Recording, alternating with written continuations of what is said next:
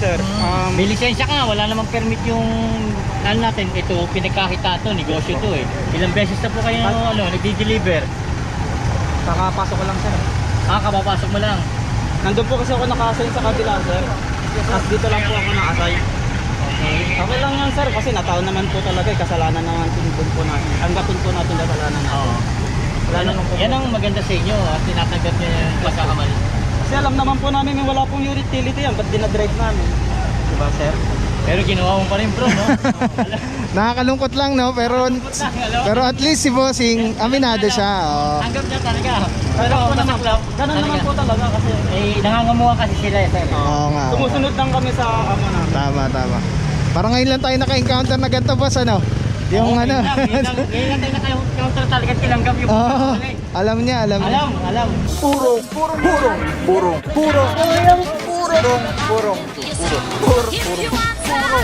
Pagmamahal. Purong pagmamahal.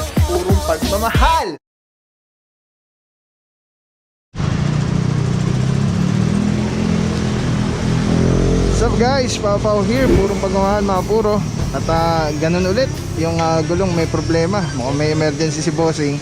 At nagpo-fall pala pag ganyan sitwasyon into stalled vehicle. Kaya naman tingnan natin kung ano magiging violation nito. License ka lang. License ka lang.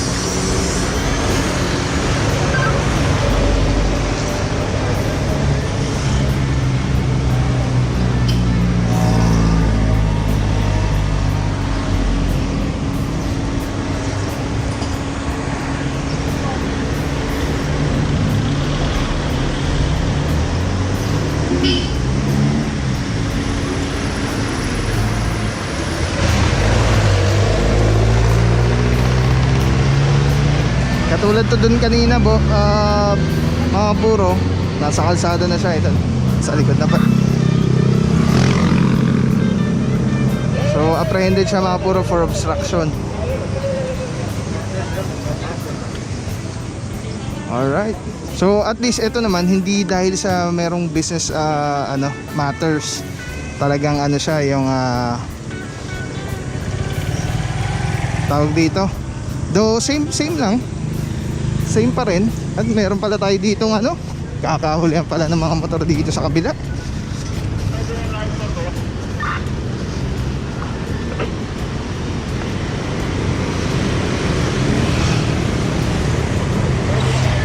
Puro dito pa rin tayo sa Kamuning. Tuloy-tuloy ang pagsaayos ng Lungsod Quezon. Saan pa rin natin TFTTM at TRT.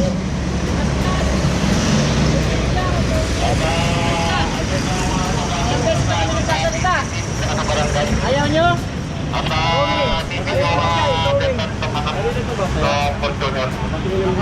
Ano naman namin kayo hinihingi? Lisensya nyo ka ko, ayaw. Kung bibigyan na namin kayo, titikitan na lang kayo, ayaw nyo pa. Kasi matigasan tayo eh. Kaya nga, ngayon nyo aalisin kung kailan nag-ooperate na kami, inabutan na kayo.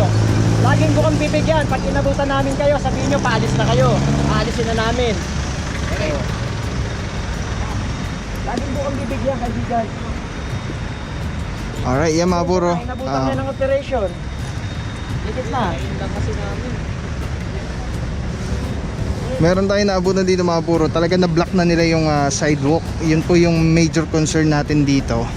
Unlike dito naman, mabibigyan natin to ng konsiderasyon dahil meron malalakaran yung tao.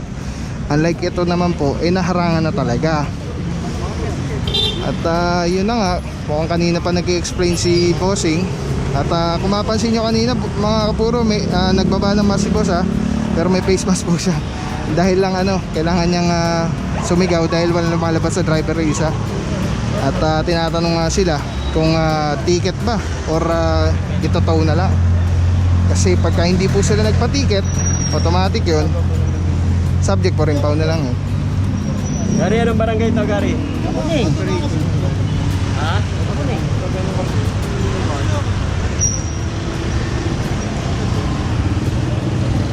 Alright, so yan mga puro, ito yung sidewalk natin Lagi nga may kulay dito sa Quezon City yung sidewalk. Sa kabila, malinis. Isa lang yun na huli natin na obstruction. Pagdating dito, ayan na. Na-block na nila yung sidewalk.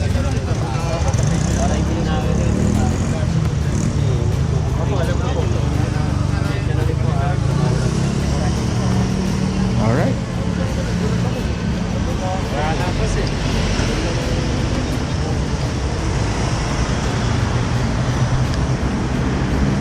Sir, papirma na lang, sir. Ticket nyo.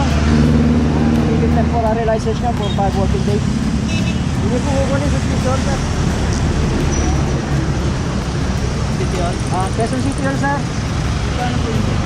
Instruction lang po ito nilagyan namin dyan, no? Kaya restrict ko lang yun yan. Pwede nyo gamitin yan, 5 working days. Temporary license, ha? After 5 working days, sir, pag lumampas ka, mayroon kayong penalty. Ha? Kailangan within 5 working days, not to business. Salamat. Alright, ayan. Sarudo, Officer Ladimo. At paalisin po ito para picturean na meron tayong report na na-clear yung area. Sa kabila, natikita na po yun. Nakita naman natin, natikita na dito, natikita na 3. Ito po, consideration, nadadaanan naman, so walang problema. Alright, tuloy-tuloy lang mga puro ang ating clearing operation. Kasama ang napakasisipag, napakagagaling ng team ng TFTTM. O, shoutout dyan kay Madam. Anong pangalan ni Madam, bossing? Pamela Marie. Oh, Madam Pamela Marie na napakaganda. Ayan, napakasipag po ng inyong asawa. Saludo. Purong pagmamahal. At si Madam Rachel, big shoutout yan, syempre. Alright. Hindi pa natin alam mga puro kung hanggang saan yung ikot ng ruta natin ngayong araw na to.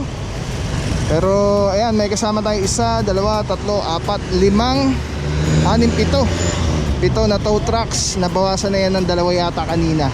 So tuloy-tuloy lang ang paglilinis sa pagsasaayos. Mabuhay lane po dito sa Lungsod Quezon. Big shoutout for Dexter Cardenas at ating puting mayora, Mayor Joy Belmonte. Let's go, guys. Oh,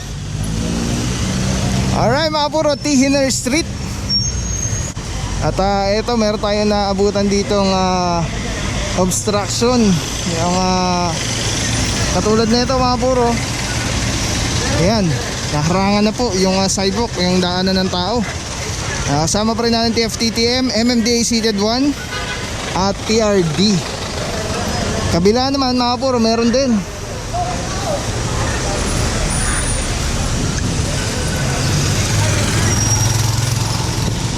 Ayan, nasa bangkita na rin talaga siya.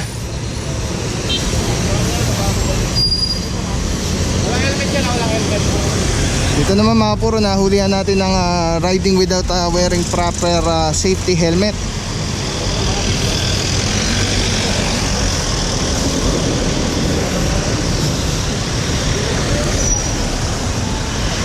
Sa kabilang side, meron ring obstruction. Nasa kalsada po, ayan. Yung kanyang Innova.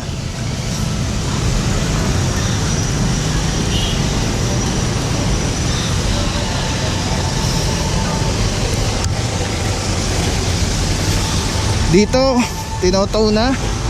Sa kabila, hinihintay yung driver. Dito, tinotow na. Pinepeka na. Bang hinihintay na rin yung driver. Dito, natikita na lang. Yung mga purong ino-operate po natin is puro mabuhay lane lang po. Kung makikita nyo, yan, looban po yan. I'm sure meron po yung one side parking, ano. So ang operation po natin along mabuhay lane. So ito, hindi rin po ito, looban. So focus tayo dun sa ating main objective location.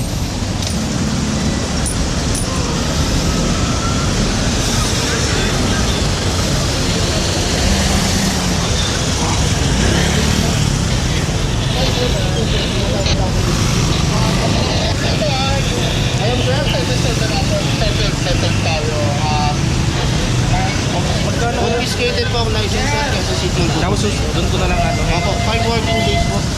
5 working, ibig sabihin, dapat within 5 working days. Yes sir, kailangan magkakaroon po siya ng surcharge po pagka lumagpas po tayo sa 5 working days. Pwede ko na pag i-process. Ano nga po tanghali sir? Pagka-remit ko po ng tanghali. After lunch sir, pwede na po yun. Alright. Mukhang doon, iniintay pa rin natin lumabas yung mga driver na titikitan. Dito naman mukhang riding without wearing proper helmet si kuya. Ito po, obstruction.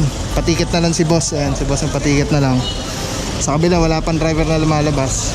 Pinaka the best po sa pag po kayo ay nahuli ng obstruction or alam nyo naman sa sarili nyo po na illegal parking, magpatiket na lang po tayo.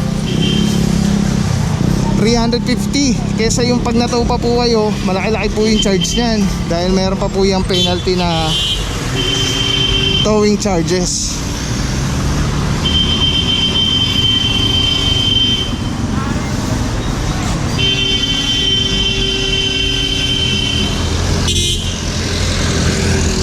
Mga puro K-Fit. Ito K-Fort, K-Fit. Tapos labas natin, hindi pa natin sure. Ay, tignan natin, meron pala itong ano TRD, nasa taas nanguhuli ng mga kolorum. Silipin natin mga puro. Dito tayo maglakad sa sidewalk.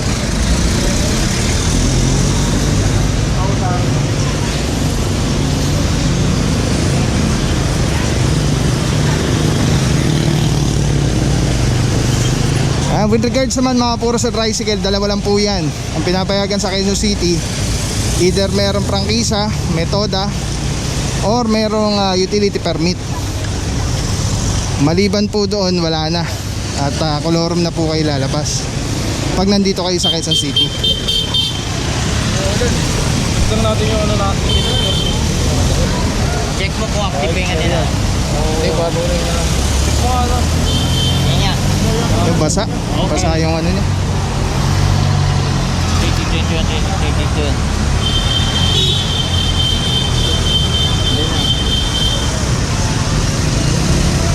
Checkin lang tayo documents mga puro. Check lang natin kung tama yung kanyang ano. Okay na yan, ano? Okay, positive. Alright, ayun mga puro, katulad yan. Nabasa. Pagka meron tayong kompleto dokumento, papeles, walang magiging problema. Nagko-comply sila. May peace of mind, di ba? Hindi yung tatakot-takot na ano. Direction naman. Alright, good job bossing. Ayan. Dala yan ha. Pero, kasi sa may iba, So yan, in-advise na lang na magawa siya ng kopya pa dahil nabasa yung kanyang ano. Basa yung kopya ng papel niya. Tignan natin kung nangyari dito mga puro. Sa kabila.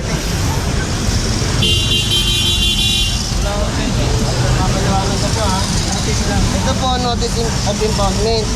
Yung violation niyo po ay walang lisensya at kolorum, wala po kasi yung utility permit. Yung tricycle niyo po, Permit naman to sir eh. Yung motor niya po, may permit, may sidecar niyo. wala pong permit yung sidecar rin. Utility permit po, ina-apply po sa Quezon City only, no? Subject for impoundment po to. Wala rin po kayong lisensya. Hindi, Bigyan notice po lang. kita ng notice para alam niyo po kung saan po susundan yung unit ninyo. May opisina po tayo, nandito po. Tapos dito rin po i-impound yung unit ninyo. Puntahan nyo na lang po dun para tubusin nyo po agad. Hindi ba pwede sir, patikita ko na lang lisensya ko? Ito sir, kita na lang sir yung lisensya nito. Kasi ako dating driver niya, nag-resign lang ako. Padigasan. Kasi po, at the time of apprehension, hindi naman po kayo yung driver. Service lang Bakit kasi, po kayo natitilitan? Hindi naman po kayo yung driver. Kunyari ako yung mga sir. Di ba? Para makapwede ko. Kasi sa may phone sir service lang kasi sa bahay at saka palit. Ang problema nga po din, wala po lisensya yung driver Hindi na. ako na lang sir para pang lisensya ko na pag-ibig. Para hindi na sir madala kasi service lang naman yun. Ako na lang tutubos sir ang lisensya ko. Kasi yun, kahit anong ID wala po. Student sir, meron yan student. Pinakuha ko sa araw. Wala rin naman rin yan. Saka hindi pa rin po lisensya yun, yung student. Alam ko naman yan sir, yung ano sir, nakikiusap ko kung pwede, tigit na lang. Yun na lang sir. Ayun, okay, Alright yan mga puro, nakikiusap si na bossing na magpatiket na lang. Pero yung sinasabi ni bossing, ni officer Nakalimutan ko pangalan ni Bossing. Sabado, Officer Sabado, na at the time of apprehension, hindi siya yung driver.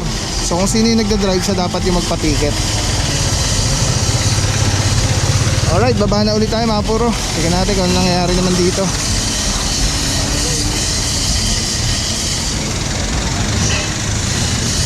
Ayan mga puro, tuloy-tuloy po tayo, sabay-sabay. Sa taas, TRD, sa baba, FTTM, MMDA. Yung ibang tropa, nagsasampa na.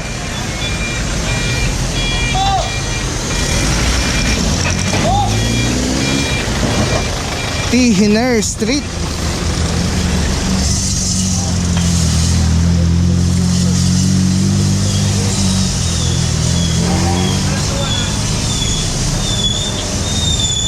Officer Castro, good morning, bossing, saludo. What is up guys, purong pagmamahal, mga puro. So walang pasalamatan. Sa Harold, thank you sa binigay niyo pong 1,000 pesos para sa tropa. Unfortunately, hindi po tumatanggap ng pera or bawal po ang team natin with regards sa cash. Ang gagawin po natin dito, bibili na lang po tayo ng tubig or soft drinks sa mga tinapay para sa kanila after ng operation. So thank you so much po, makakarating po to sa team ng TFTTM. Mabuhay po kayo. God bless you, bossing ng Boss Harold ng Telesin Philippines. Purong pagmamahal.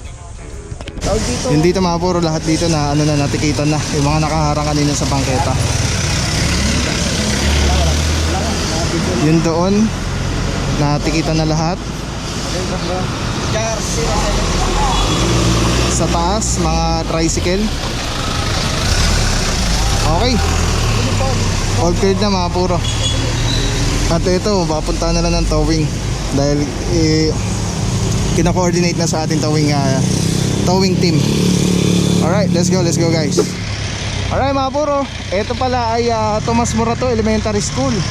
Yan ano, at isa sa mga naalam na natutunan natin na wala palang parking sa vicinity ng mga ganong eskwelahan, ospital. So ito mga puro ay hindi natin alam kung natikitan na, pero kung hindi man, subject for impound po yan. Officer De Guzman, saludo bossing.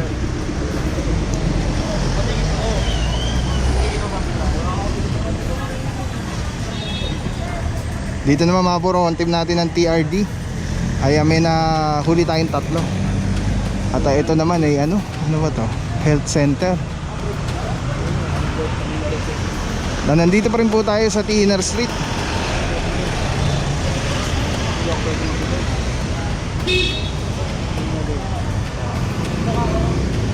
Ito, 1, 2, 3. Isang passenger, dalawang utility vehicle. Puro yung doon, may na-tow na doon. 3 yata. Dito 1, 2, 3 yata doon, 2. Hindi pa nila, hindi pa nila ano kami, operation. Hindi ko naman, ang mahirap kasi dito, dapat may utility permit. Yes po sir. May lisensya ka, wala namang permit yung ano natin, ito, pinagkakita to, negosyo to eh. Ilang beses na po kayo nagdi-deliver. Kakapasok ko lang sir. Kabapasok mo lang. Nandun po kasi ako naka-assign sa kabila sir. Tapos dito lang po ako naka-assign. Okay lang yan sir, kasi nataon naman po talaga kasalanan naman tinipon po natin. Tanggapin po natin kasalanan natin. Oo. Wala naman po. Yan ang maganda sa inyo, at tinatanggap niyo yung pagkakamali. Kasi alam naman po namin may wala pong utility yan, ba't dinadrive namin? Diba sir? Pero ginawa mo pa rin bro, no? Nakakalungkot lang no, pero at least si bossing aminado siya. Oh. Tanggap niya talaga. Pero po naman, ganun naman po talaga kasi nangangamuha kasi sila sir. Oo nga. sumusunod lang kami sa amo namin. Tama. Parang ngayon lang tayo naka-encounter na ganito boss ano. Yung ano. Ngayon lang tayo naka-counter talaga tinanggap yung Alam niya. Alam. Ayan mga puro ano. At Officer Esteban, good morning, bossing, saludo. Bossing, kamusta sitwasyon natin dito? Nakita natin meron na tayong 3 nahuling tricycle. Ito for issuance of OVR ticket.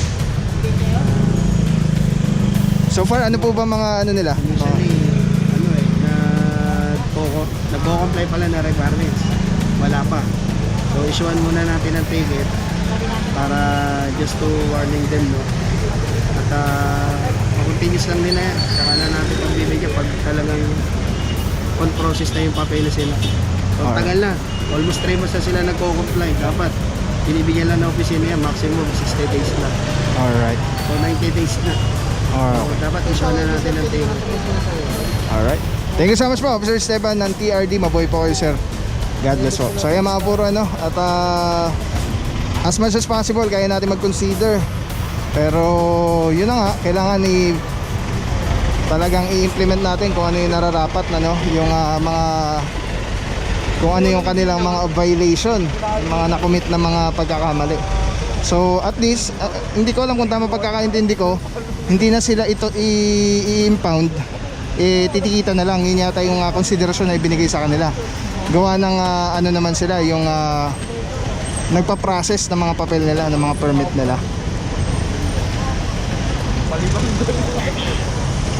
Konting baka gusto nyo magpa-booster.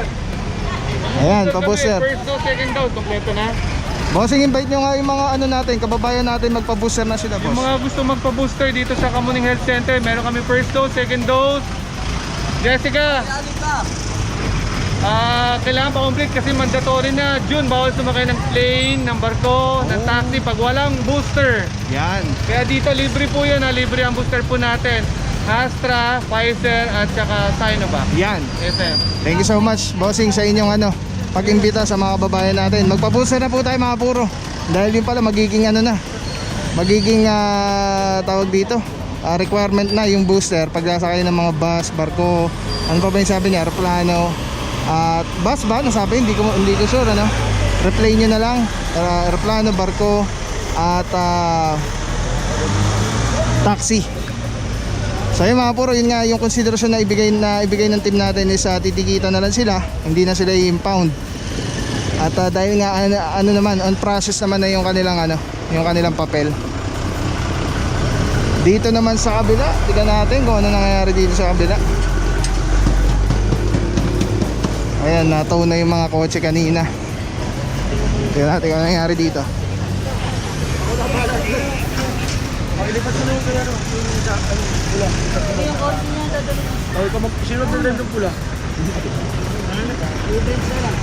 So ayan, okay na rin pala dito mga puro. Cooperate naman yung mga mga driver na natikita na lang po sila. Uy! Officer Malyari, good morning po. Kasama na pala natin si Bossing. Yan mga puro, mga gandang pangyayari ngayong araw na to dito sa Barangay Kamuning, Tihiner Street. At yun nga po, paalala lang po lagi na kung may parking naman po, mag-park na po tayo sa tamang parkingan. At kung mga tricycle naman, ipaayos nyo na yung mga permit, yung mga prangkisa po, para hindi rin po kayo yung nangangamba na katulad nito maabutan po kayo ng operation. Alright, let's go guys. TFTTM, mabuhay mga bossing. TRD, Sir Dexter Cardenas, God bless. Mayora Joy Belmonte. Let's go guys. Tuwang natin si Telesin Philippines mga puro. Dito tayo ngayon sa SM Annex 3rd level. Pasyalan nyo sila. Talaga naman pinagkakatiwalaan natin. When it comes to vlogging accessories, bili tayo ng battery para sa GoPro natin. At Telesin Philippines, thank you so much. Grabe yung quality. At the same time, yung value, abot kaya. So big shoutout kay Boss Harold. Thank you so much, bossing. God bless po. Hanapin nyo lang si Ate Erica pag papa-assist kayo dito. Ayan, sa Telesin Philippines. Thank you so much po. Ayan, punta na kayo dito guys. 3rd level, SM North EDSA Annex. Nandito lang sila sa gitna. Yes, puro pagmamahal.